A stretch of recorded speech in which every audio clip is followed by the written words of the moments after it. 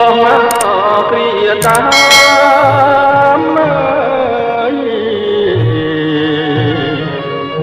ចិនដាជួយផ្ដាំសន្សើមស្នេហ៍ស្និទ្ធណាចង់តែបានប្រាំមកណែបនិតតែនិស័យចិត្តអូនគ្មានអាណិតបាត់រៀងក្រក្រៃហើយតែគូក៏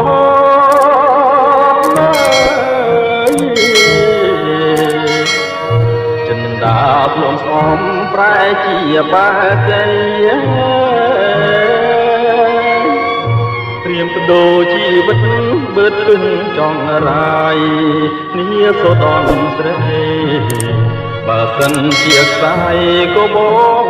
មិនស្ដាយកូនសែងហូតជាលីស្នាមលោហិតបញ្ជាក់រឿងពិតសញ្ញាពាក់ក្តីអូនបានសាច់ចា